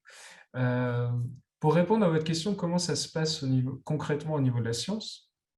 En fait, c'est assez simple. Je dirais que si je peux prendre une image, je dirais il y a des peintres qui vont prendre un tableau, qui vont prendre leur tube de peinture, leur pinceau et qui vont faire une peinture. Moi, comment les choses ont commencé, c'est que je me suis dit, bon, cette peinture, elle n'est pas terrible pour l'environnement, elle n'est pas terrible parce qu'elle est produite à l'autre bout du monde, etc. Et je me dis, bon, est-ce qu'il n'y a pas des peintures qui existent qui sont un peu plus vertueuses? On cherche et on n'en trouve pas, donc du coup, bah, ça n'existe pas, alors je vais créer ma propre peinture. Parce que cette peinture, elle doit être en adéquation avec mes idées et parce que la peinture que je vais réaliser ne peut pas avoir de sens, même si le spectateur ne voit pas ça. Pour moi, en tant qu'artiste, cette peinture n'aurait pas de sens si j'utilise pas un process qui va être en lien avec ma philosophie de création. Donc c'est vraiment ça, en fait, pour moi, le rapport avec la science. J'y suis arrivé pas par passion, pas par curiosité scientifique, j'y suis arrivé par dépit en fait. Par dépit de me dire que d'autres n'ont pas fait ce que j'ai fait. C'est-à-dire que d'autres n'ont pas imaginé des solutions vertueuses, des produits écologiques. Voilà. Je ne pouvais pas réaliser mes œuvres avec des matériaux qui étaient en adéquation avec ma philosophie de création. Et donc pour moi, l'aspect scientifique est un moyen d'arriver à ça, mais il n'est pas un but en soi. C'est pas, j'ai pas une passion dévorante pour les protocoles scientifiques et tout ça. J'ai pas une passion dévorante pour la comptabilité, c'est ou pour l'entrepreneuriat. Tout ça, c'est parce que je veux aller au bout de mes idées en tant qu'artiste en fait. Et en tant que créateur, je ne peux pas dire au public. Après, il y a des artistes qui n'envoient pas de messages avec leurs œuvres. Hein. Encore une fois, je parle que de ma pratique à moi. Je ne pouvais pas envoyer des messages avec mes œuvres que je ne respectais pas moi-même. Et du coup, ça m'a emmené aussi loin que ça de déposer des brevets, par exemple, parce que ça n'existait pas. Et donc, à un moment donné, il faut se mettre juste chacun, je pense, face à ses responsabilités et à ses limites. Et moi, je sais que je ne peux pas me lever le matin en n'étant pas en adéquation dans mes œuvres et avec le processus de création de mes œuvres. Après, alors pour répondre vraiment très pragmatiquement sur votre question par rapport au protocole de recherche, comment ça se passe? Je vais vous donner un exemple, la dentelle. La dentelle, au début, elle était en coton. On se rend compte que l'idée est intéressante, mais le coton, ce n'est pas la bonne matière. On lui dit, OK, quels sont les critères d'amélioration? Il faut une matière qui soit plus résistante, mais biodégradable. En fonction de ma philosophie à moi, il faut qu'elle soit biosourcée, qu'elle puisse être productive par les populations locales, etc., etc. Donc ça fait toute une liste de critères. Ensuite, je cherche si ces matières existent ou non. Si elles n'existent pas, eh ben, c'est là où je passe à une phase de création d'idées d'une matière. Et ensuite, c'est très simple. En fait, c'est vraiment comme une équation. avec des inconnus et des variables. Et à chaque fois, je me dis, OK, cette matière, elle doit être faite en fibre. Donc, est-ce que les fibres existent? Si elles n'existent pas, je me dis, OK, qu'est-ce que c'est qu'une fibre? Et donc là, je me dis, est-ce qu'on peut créer une nouvelle fibre qui n'existe pas encore, mais qui répond aux critères? Et à chaque fois, en fait, je vais sourcer si ça existe. Et si ça n'existe pas, ben, je vais imaginer des principes. Sans rentrer dans le détail de la science, par exemple, la dentelle, depuis le début du projet, je me dis, la dentelle, ça serait trop bête de ne pas l'imprégner avec des éléments naturels qui vont accroître la croissance du corail. Parce que les textiles, c'est imprégnable facilement. Donc après, il a fallu que je trouve à la fois une nouvelle fibre, mais aussi une fibre qui puisse s'imprégner, un système d'imprégnation et aussi les molécules que j'allais imprégner. Et donc, pour trouver, par exemple, les molécules à imprégner, ben, j'ai fait des recherches de terrain et dans la bibliographie et dans la littérature, de savoir voilà, quels sont les éléments qui ont été prouvés comme accélérateurs ou accompagnateurs de développement du corail, de fixation des larves, etc. Et donc, une fois que j'ai mêlé tout ça, j'ai mon idée qui est organisée en différentes étapes de tests jusqu'au dépôt de brevet. Et ensuite, je vais trouver soit des partenaires, soit des prestataires qui vont m'accompagner dans le développement de ces idées. Mais le collaborateur, le prestataire va intervenir vraiment à partir du moment où j'ai tout mon système préétabli et que j'ai un développement à faire. Ça a répondu à votre question? Oui, complètement, oui. Je comprends mieux effectivement le système de fonctionnement, le processus finalement créatif, puisque c'est ça qui m'intéresse souvent. Et j'avais une autre question parce que j'ai noté votre attachement à la production locale et je voulais savoir qu'est-ce que vous pensez du concept de la localisation. Et est-ce que finalement, on peut dire que, et finalement, par analogie avec les coraux, puisque eux-mêmes sont des organismes qui s'adaptent de manière, pourrait-on dire, presque locale. Et d'où la question issue de la première question, est-ce que finalement vos projets ne sont pas localisables Qu'est-ce que C'est sûr que, alors, il me semble qu'elle est encore cette citation, je crois que c'est de René Dubois qui dit Think global, act local.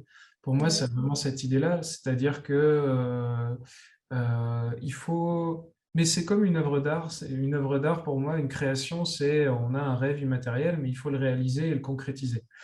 Si on veut changer le monde, il faut montrer des exemples concrets de réalisation. Et évidemment, pour moi, ça ne peut passer que par une échelle locale. Mais l'échelle locale ne veut pas dire qu'on ne peut pas avoir une action à l'échelle du monde. Mais c'est vraiment, moi, je veux absolument pas, depuis le début du projet, j'ai toujours dit à tous ceux avec qui j'ai pu collaborer, on ne fera pas des kilomètres de dentelle à un endroit qu'on enverra partout dans le monde. Ça n'a aucun sens. Et c'est vrai que pour moi, les actions, elles sont locales. Et quand je disais que Corail Artefact, je veux que ce soit un projet inspirant, pour moi, c'est la première action en fait, globale qui a eu un impact local, c'est-à-dire en développant un projet visible, en montrant un modèle, évidemment, ça peut faire plein de projets locaux qui, ensemble, vont créer une solution globale. Donc, c'est vrai que pour moi, évidemment, il faut revenir à un système local, mais avec une pensée globale. Moi, c'est juste ça, je dirais, la limite de la localité, je ne sais pas si c'est le bon terme, mais c'est de faire son projet sur son territoire sans penser au rayonnement autour. Je le vois, hein, c'est sûr que quand on est à la campagne, on est moins sensible aux problèmes des coraux dans les dom-toms, par exemple. Donc moi, je veux vraiment associer ça, c'est vraiment cette idée de local, mais un local ouvert sur le monde. Et ça rejoint tout ce qu'on peut dire sur l'immigration, tous ces éléments-là aussi. Évidemment, il faut que ça passe par une action locale d'accueil, quelque chose de très pragmatique, c'est-à-dire où vivent les gens, mais que ça porte un message pour l'ensemble de l'humanité. Alors là, on va basculer vers la COP26. Là. Ah oui. Je vais vous donner un exemple très concret, par exemple. Mais au moins, c'est concret. Voilà. Un exemple très concret, là je viens de montrer, là, c'était à la FIAC, là, un nouveau projet qui s'appelle Conversation ex situ. Et en fait, j'ai réalisé une œuvre avec 5 artisanes migrantes de 5 pays différents qui sont arrivées en France, voilà, qui ont fui leur pays et arrivées en France, comment font-elles pour devenir, pour continuer à être artisanes, par exemple. Et donc là, l'idée, ça a été de faire une œuvre ensemble qui est à la fois un livre et une sculpture. Et ce projet, il était vraiment vertueux pour ça, c'est-à-dire qu'on a agi à notre niveau. Mais c'est vrai que depuis que je l'ai présenté, on a énormément de retours de gens qui disent, voilà, ce projet, il nous parle, il a un sens. On a fait des choses très pragmatiques, hein, pour tout vous dire. On a fait des coraux en tricot, des coraux en bijoux, etc. Enfin, voilà, c'est une œuvre matérielle. Mais ce projet, il porte vraiment autre chose. Il porte un modèle de ce que peut être la collaboration déjà entre un artiste et des artisans et comment on peut intégrer d'autres cultures dans la culture française. Et vraiment, voilà, c'est un exemple concret, mais qui a vraiment une portée intéressante au niveau de la réflexion. Alors, vous m'entendez ou pas? Oui. Super. Il y a Yasmine qui ne peut pas utiliser son micro, mais du coup qui pose quelques questions. Elle est chercheure en sciences cognitives et s'intéresse au processus de création. Et elle demande comment accompagner les jeunes dans la création d'une œuvre qui d'autant plus a du sens. Euh, Vaste question. Alors, je dirais que, par exemple, je suis régulièrement invité à faire des workshops. Et moi, les workshops, en fait, je me dis, c'est un temps trop court pour créer une œuvre. Donc, ce que je propose à chaque fois, c'est vraiment plutôt une sorte d'accompagnement. Et je pense que la première chose, c'est vraiment d'apprendre à chacun à se connaître, à connaître ses envies, ses limites, euh, à se présenter, par exemple. Moi, ce que je fais aussi parfois avec les étudiants, enfin, à chaque fois, pardon, avec les étudiants avec qui je collabore pour des workshops, c'est je leur fais travailler sur une présentation. Pas sur leurs œuvres, mais sur leur parcours. Vraiment, l'idée, c'est de dégager un peu comme ça des notions clés qui vont vraiment leur permettre de s'ancrer et de se définir. Et de cet ancrage va naître la confiance en soi nécessaire pour réaliser une œuvre. Parce qu'en fait, pour moi, la clé, c'est vraiment la confiance en soi. C'est-à-dire que, par exemple, si je prends l'exemple de Corail Artefact, je partais de rien et c'est vrai que personne n'avait confiance en moi à l'époque pour lancer un tel projet. Donc, si j'avais pas eu confiance en moi-même, ce projet n'existerait pas. Donc, je pense que ça, c'est vraiment une clé importante. Et en fait, dans la question de Yasmine, il y a presque la réponse aussi, c'est la question du sens. C'est-à-dire pourquoi faire une œuvre? Parce que s'il n'y a pas de sens, s'il n'y a pas un élan vital, irrépressible de faire une œuvre, elle n'aboutira jamais. Moi, je dirais c'est un double travail, comme ça, un travail un peu de ping-pong entre la confiance en soi et la connaissance de soi, et vraiment travailler, modeler, mais affiner, affûter le sens de l'œuvre. Et c'est vraiment un ping-pong entre ces deux notions. Et peut-être quelque chose qui peut aider aussi des fois, c'est un ping-pong entre le fond et la forme aussi. C'est-à-dire qu'on peut partir d'une idée de forme sans avoir de sens ou de fond, mais il faut toujours la questionner en fonction d'un sens. C'est-à-dire on peut partir de la forme ou du fond, mais à un moment donné, les deux questions vont devoir s'interpénétrer. Donc je dirais que c'est vraiment un accompagnement au cas par cas, ce qui est très très compliqué, j'imagine, quand on est professeur, c'est vraiment d'avoir du temps pour chacun. Et c'est un peu malheureusement la sélection naturelle qui se passe en école d'art, c'est que si on n'arrive pas à être autonome dans ces questionnements, ben, les professeurs n'ont pas le temps de nous accompagner et à la fin, on est peu d'artistes en fait à finir nos écoles d'art, nos études d'art et à être vraiment artistes parce que en fait, c'est ceux qui ont réussi à être autonomes qui vont dans ces réflexions-là qui vont avancer. Donc je dirais peut-être essayer d'aborder un système comme ça général en vraiment en donnant ces notions clés à des jeunes en leur disant connaissance de soi, confiance en soi et réflexion sur le sens, et tout va s'alimenter. C'est-à-dire que, par exemple, des gens ne vont pas du tout être sensibles à l'écologie, mais on va être très sensibles aux questions sociales, par exemple. Ou il y a des gens qui vont être très sensibles à une matière, comme la terre, comme le textile et tout ça, mais qui ne vont pas avoir le sens tout de suite. Et ben, du coup, par exemple, pour ces gens qui passent par la matière, l'idée, c'est de les faire rencontrer et connaître la matière et les savoir-faire, par exemple. Si, par exemple, quelqu'un aime la céramique, qu'est-ce que c'est que la terre? Pourquoi la terre doit arriver à une certaine fusion pour faire la céramique? Qui a inventé la céramique? Pourquoi on l'a inventée, etc. Voilà.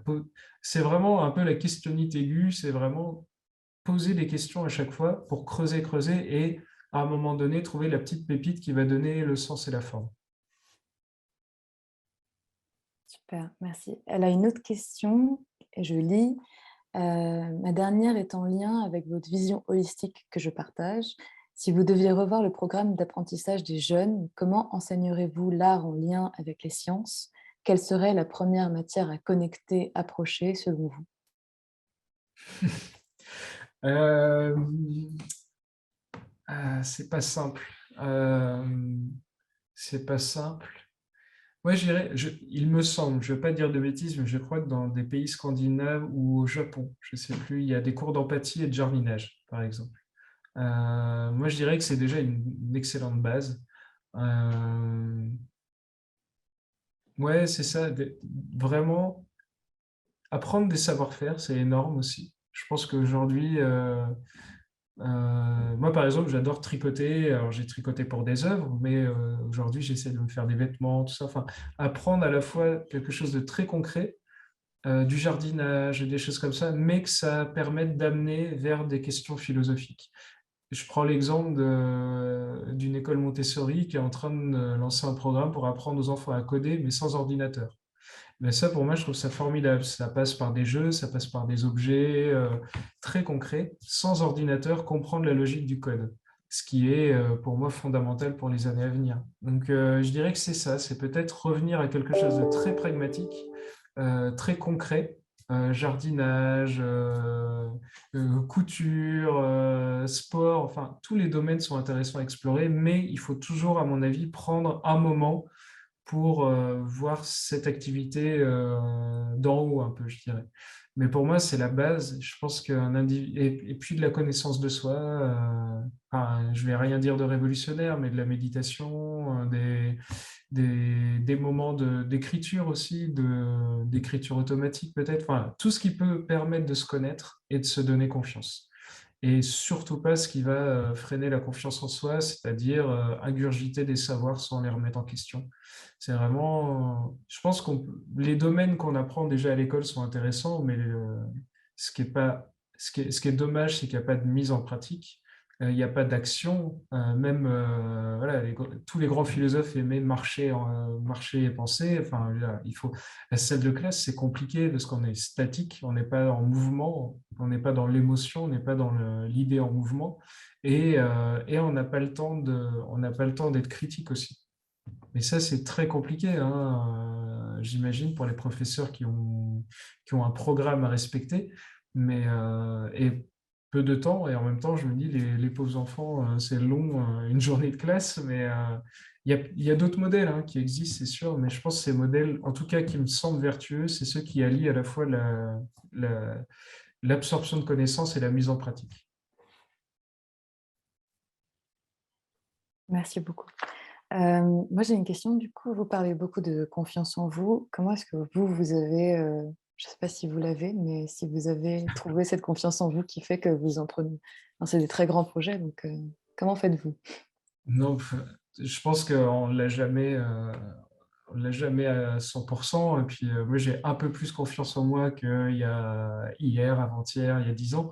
Mais je dirais que c'est l'idée, pardon, c'est vrai que le langage est toujours un peu difficile, mais j'ai peut-être dit un peu les choses vite en disant avoir confiance en soi, mais c'est plutôt être, si je devais le dire vraiment, c'est être sur le chemin toujours permanent de plus de confiance en soi, en fait. C'est dans cet élan-là, cette quête-là d'avoir toujours plus confiance.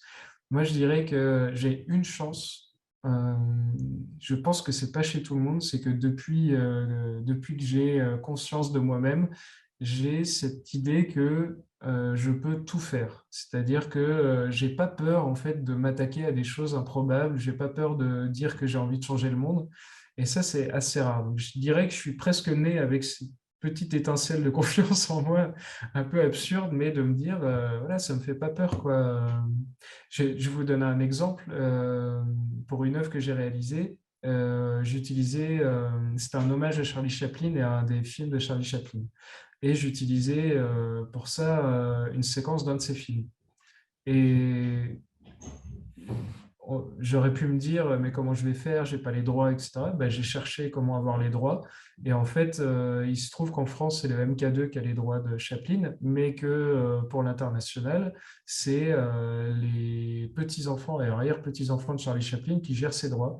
En fait, le MK2 a envoyé une lettre que j'ai écrite à ses ayants droit qui m'ont accordé, ce qu'ils ne font absolument jamais, ils m'ont accordé les pleins droits d'exploitation du film. Et je ne me suis pas dit que c'était impossible, je me suis vraiment dit, pourquoi pas? En fait, moi, je suis sincère dans ma démarche, donc si eux, ils sont sincères dans la protection des œuvres qu'ils ont en main, ça peut le faire. Donc, je dirais que voilà, j'ai quand même cette petite base-là. Après, je vous avoue qu'il y a eu des déconvenus avec Corail Artefact, des gens avec qui j'ai collaboré que j'aurais pas dû. Voilà, il y a eu tout ça. Et je dirais que ce qui m'a donné confiance, ce qui me donne confiance en moi chaque jour, c'est justement d'analyser ces faux pas et ces erreurs et ces mauvaises rencontres de manière positive. Par exemple, je me dis, bah, il y a des gens qui ont essayé de me voler le projet, tout simplement. Et je me dis, bah, si ça, c'est pas une preuve que mon projet est intéressant, voilà, des gens censés être intelligents et reconnus, des scientifiques et tout ça qui veulent me le piquer, bah, du coup, je me dis, forcément, ça doit être une bonne idée. Donc, c'est vraiment de transformer aussi ces expériences-là. Évidemment, elles sont douloureuses sur le coup, et voilà, mais ça peut aussi faire naître la confiance en soi à chaque fois, à chaque étape. Je rebondis juste sur ce que vous venez de dire, parce que du coup, vous parlez de... Je ne m'y connais pas très très bien, mais je comprends la différence entre brevet et licence. Licence qui est open access et brevet qui protège. Et en fait, j'imagine, enfin après j'en sais rien, mais j'imagine que si vous pouviez, vous n'avez... Enfin, ce serait plus open access, mais c'est ce vol potentiel et du coup cette protection nécessaire qui vient s'appliquer à votre projet. Oui, alors en fait, très simplement, en fait, le brevet, vous pouvez tout à fait déposer un brevet et ensuite offrir la licence d'exploitation. En fait, le brevet, c'est l'idée, c'est-à-dire un inventeur dépose son idée pour montrer sa paternité de l'idée. D'accord. Ensuite, le brevet, il est exploité. Et donc, c'est là où les licences entrent en jeu, c'est-à-dire les licences, en fait, c'est des licences d'exploitation. C'est-à-dire, soit l'inventeur choisit d'exploiter lui-même son invention, soit il va la confier, par exemple, à une entreprise et toucher des royalties, soit il peut l'offrir complètement, la publier. Voilà. Mais par contre, pour déposer un brevet, il ne faut pas avoir énoncé l'idée à l'avance. Donc, en fait, et c'est très compliqué parce que moi, c'est pas forcément parce que j'ai peur qu'on me la pique, mais c'est comme une œuvre, c'est la même chose. C'est-à-dire que présenter une sculpture ou une installation au public, il y a toujours le risque que quelqu'un la refasse. En fait, le plagiat dans l'art ou dans la création, il est là partout. Moi, j'ai plutôt cette philosophie de me dire, alors là, si vous voulez me piquer des trucs, déjà, ça n'a pas de sens. Par exemple, moi, je me dis, c'est comme j'ai fait des œuvres, par exemple, avec dont je parlais au début de mon travail artistique, avec du tissu des Vosges offert par les employés d'une usine en fermeture. Quelqu'un voudrait refaire juste la forme de mon œuvre, ça n'aurait aucun sens, puisque la force de cette œuvre, c'est la matière en elle-même et la rencontre. Et je dirais que c'est un peu la même chose avec les idées, avec les brevets, c'est que je ne trouve pas ça légitime que des gens essayent de piquer une idée parce qu'on ne peut pas voler tout le process, toute la rencontre, tout le système, quoi. Après, si j'étais milliardaire et que je pouvais faire toutes les installations possibles de restauration corallienne, je proposerais mes licences au monde. Mais là, pour l'instant, j'ai vraiment besoin, dans un premier temps, de démontrer la virtuosité économique du projet. Parce que vu que j'ai décidé que ce projet devait être inspirant et un projet modèle, et ça serait ne pas les inspirer de dire balancez votre idée au monde et ça marchera. Non, c'est faux. Parce que qui va le récupérer derrière? Ce sera sans doute un industriel qui va vouloir faire un profit derrière. Donc moi, au moins, quand j'ai la propriété de mes idées, je peux aussi les maîtriser. Par exemple, je vais vous donner l'exemple de la Fondation Prima. En fait, la Fondation Prima, c'est une fondation qui aujourd'hui œuvre pour la nature, mais qui a été fondée par le créateur du système de pompe et forage, qui, lui, était quelqu'un de bonne foi, qui pensait que ça aiderait à trouver de l'eau au Sahara, mais finalement, c'est l'industrie pétrolière qui s'en est emparée pour aller faire les forages. Donc, c'est ça aussi, une grande idée, c'est une grande responsabilité aussi. Merci beaucoup. Je ne sais pas s'il y a d'autres questions des participants. Non, j'imagine que tout le monde a posé sa question. Si on arrive à la fin, je pense, ça fait une petite heure et demie qu'on parle. C'était un plaisir vraiment de vous accueillir dans notre programme de recherche Art Sciences.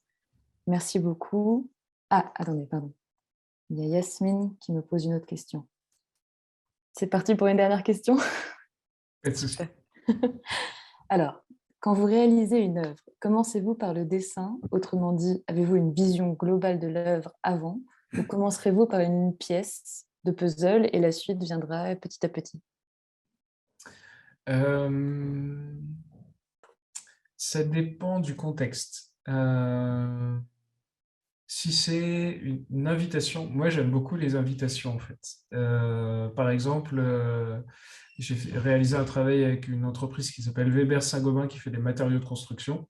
Et là, c'était une carte blanche et du coup, j'ai passé une semaine à découvrir chaque partie, chaque métier, chaque corps de métier. Et l'idée a été de réaliser une œuvre avec les 280 ouvriers de l'usine et en même temps de montrer qu'on peut changer la construction aujourd'hui et en faire quelque chose de vertueux écologiquement.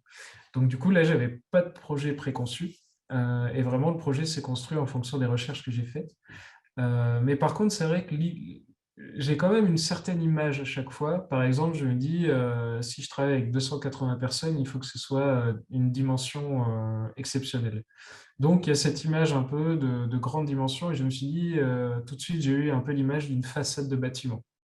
Donc, c'est vrai qu'il y a quand même, je pense que c'est un peu au même moment. C'est-à-dire qu'il y a, mon cerveau vite se fait une idée ou en tout cas un désir né assez rapidement avec quelques éléments, très peu d'éléments. Et après, c'est vrai que la réalité va le façonner. Euh, Quand c'est des œuvres il y a des fois, c'est des flashs, hein, des fois, c'est des connexions et je vois l'œuvre. Et c'est assez troublant même. Par exemple, j'ai fait une grande installation avec des murs en tricot qui s'appelle La liberté guidant la laine. Et en fait, j'ai fait d'abord des croquis et des visuels 3D. Et c'est vrai que la réalisation est exacte. Enfin, on s'y trompe des fois quand on met l'un à côté de l'autre. Et des fois, c'est plus laborieux. Des fois, j'ai plus le sens. Alors, ça rejoint peut-être la réponse que j'ai donnée à une autre question de Yasmine par rapport à la pédagogie avec comment on accompagne des jeunes dans la création. Des fois, j'ai le sens, c'est-à-dire j'ai une idée fondatrice, mais j'arrive pas à trouver la forme. Et là, ça va être un gros travail de recherche, de matière. Voilà, des fois, c'est immédiat et des fois, c'est un travail pénible tellement c'est long. Là, par exemple, pour donner un exemple, j'ai une matière incroyable que je suis sûr qu'il y a quelque chose d'incroyable à faire, mais ça fait 10 ans que je me casse les dents dessus. C'est un jour, dans la rue, je me baladais et il y a une auto-école qui a fermé. Et du coup, sur le trottoir, il y avait des carousels, des diapos. Et du coup, je les ai récupérés, je les ai scannés, numérisés. Et en fait, ça forme un... Alors, c'est des magnifiques photos de paysages. Donc, au début, j'ai enlevé toutes les infos. J'ai juste gardé ça en image de paysage. Et puis après, j'ai pris toutes les infos et j'ai refait l'itinéraire qu'elle traçait. Mais voilà, j'ai essayé. Je suis parti avec ma voiture. J'ai essayé d'en faire un documentaire. J'ai essayé d'en faire des dessins et tout ça, mais j'ai pas trouvé encore la forme. Et ça fait 10 ans. Et il y a des œuvres, des fois c'est en une après-midi, je me dis ok, il y a cette forme, le fond est là et j'y vais. Donc c'est vraiment variable, mais je dirais que ce que je préfère, c'est vraiment les rencontres.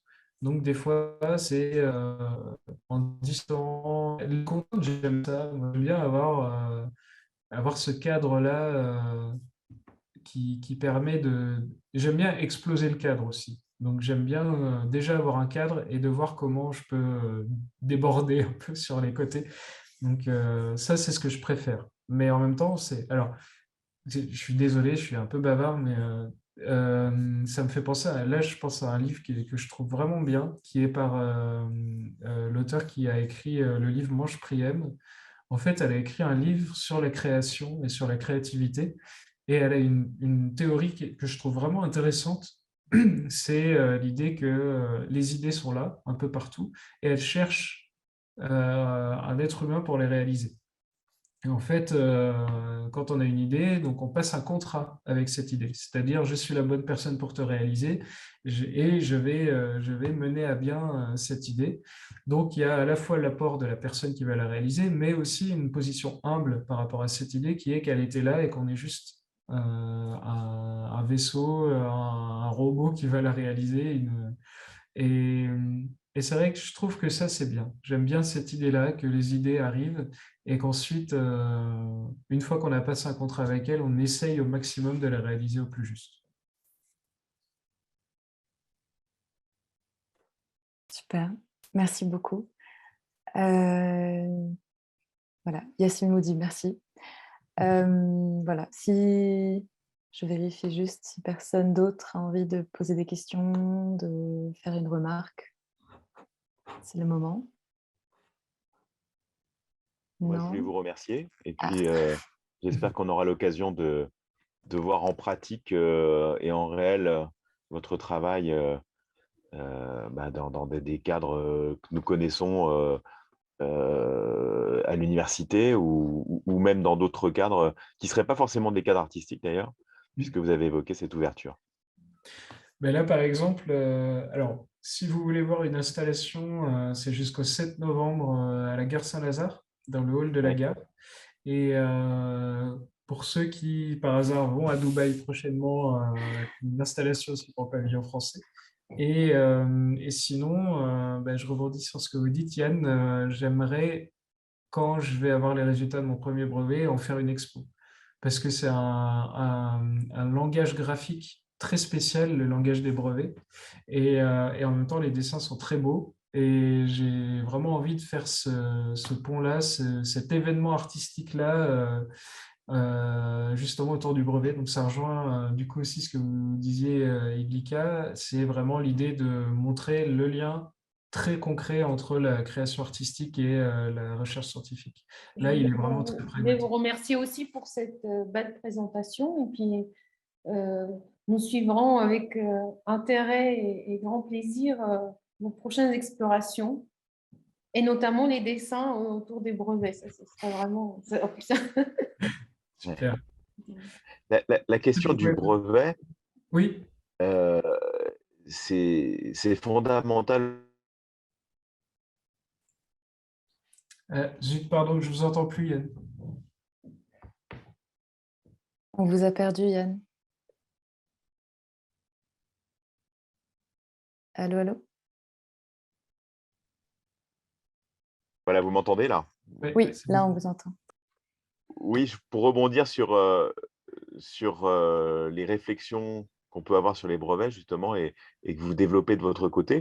Ce qui m'a frappé ces derniers temps, justement, dans la discussion qu'on a développée avec notre tutelle universitaire, c'est que finalement, je me suis rendu compte, mais même chez les juristes qui lorgnent du côté des scientifiques, qu'à partir du moment où des brevets sont déposés, là, la recherche, elle devient vraiment sérieuse. Et elle devient sérieuse pourquoi? Parce qu'elle génère aussi des finances, qu'elle permet d'autonomiser aussi, comment dire, un parcours d'une équipe, le parcours d'une équipe, la communiquer aussi, parce qu'à partir de ce moment-là, c'est là où des revues importantes américaines apparaissent.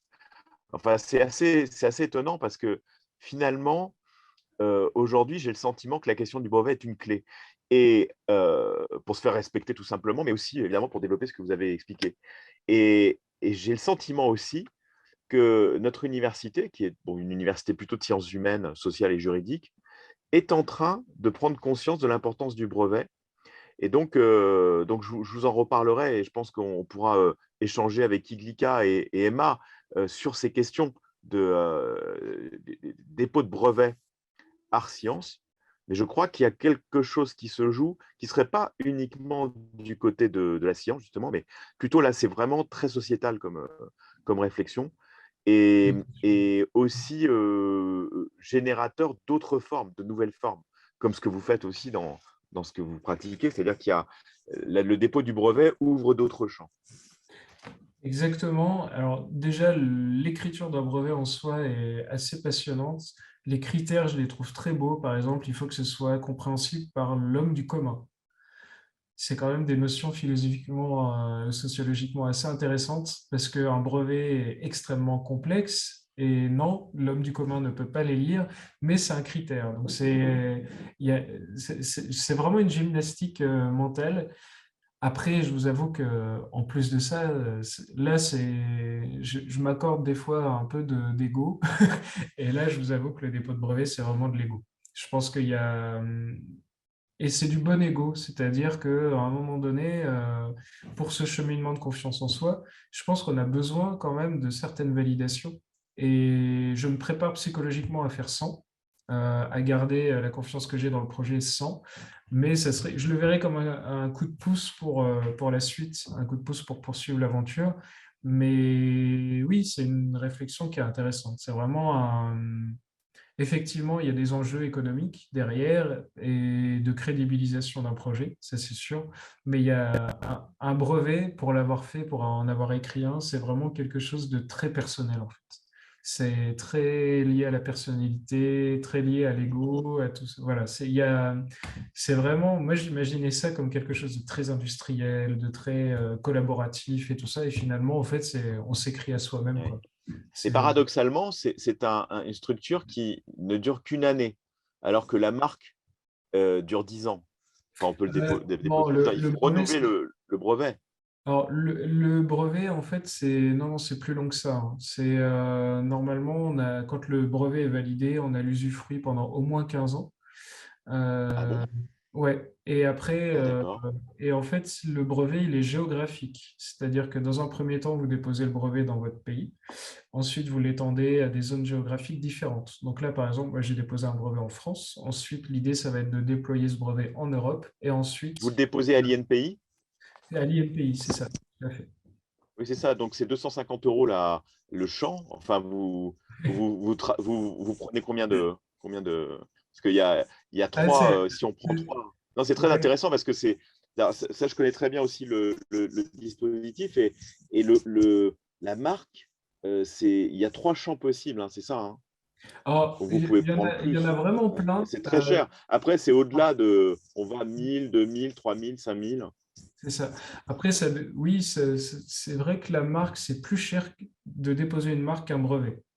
Mais en même temps, c'est beaucoup plus simple. Vous faites le formulaire et c'est fait. Après, vous attendez 6 mois, mais voilà, intellectuellement, c'est très simple, ça c'est sûr. Et le brevet, en fait, vous payez plus si vous avez. En fait, le brevet, il y a différentes parties, mais ce qui est vraiment le cœur du brevet, c'est ce qu'on appelle les revendications. Les revendications, c'est ce que vous revendiquez être votre propriété. Et donc, elles sont formulées de manière très précise, c'est une phrase, etc. Et vous payez à la revendication. Donc, c'est vrai que si on n'a pas les moyens, ben, on revendique moins. Mais bon, après, c'est pas très cher quand même. Franchement, c'est très Ouais. accessible. Administrativement, un brevet coûte pas cher. Après, c'est plutôt si vous prenez un conseiller qui va vous aider à reformuler, etc. Mais un brevet en soi, ouais, ça coûte 500 euros à l'INPI. C'est pas. Peut-être qu'on peut dire à ceux qui nous écoutent, qui sont bon, pas forcément très nombreux, mais je pense qu'après, avec l'enregistrement, on aura d'autres écoutes, qu'une simple enveloppe solo peut aussi être intéressante. Alors, c'est sûr. Moi, ce que j'utilise et j'ai un partenariat avec eux, je trouve que c'est des gens formidables. C'est une entreprise qui s'appelle Hippocampe. Et Ah oui. Hippocampe, en fait, ils ont créé un système de blockchain, donc c'est un espace web, et en fait, ça a une valeur juridique bien au-delà de l'enveloppe solo. Et on peut partager aussi les documents avec, c'est-à-dire que une fois que vous avez mis vos documents sur Hippocampe, vous envoyez un lien web protégé en blockchain, et du coup, vous avez une traçabilité impeccable. Ça, pour Moi, je moi, note, hein, ça, alors même là, pour les déjà que thèses, les hippocampes sont sympathiques. pour les thèses, pour tout ce qui est création, moi, je conseille vraiment d'aller chez Hippocampe. Ils sont pas chers, vraiment, et ils sont incroyables. Et justement, ils font le lien avec l'art, puisqu'ils vont également créer une plateforme de vente en ligne avec le système de blockchain, etc. Ils soutiennent la création artistique, ils vont créer un prix de création artistique. Donc voilà, encore une fois, c'est un projet que j'aime bien parce qu'il est systémique, dans l'idée où il y a la protection, mais il y a aussi le soutien juridique, et en même temps le soutien concret aux artistes. Merci beaucoup. Je vous en prie. Merci beaucoup. On va peut-être se dire au revoir après cette belle conversation, ce bel échange. Pardon. Encore une fois, vraiment merci d'être venu, d'avoir accepté notre invitation.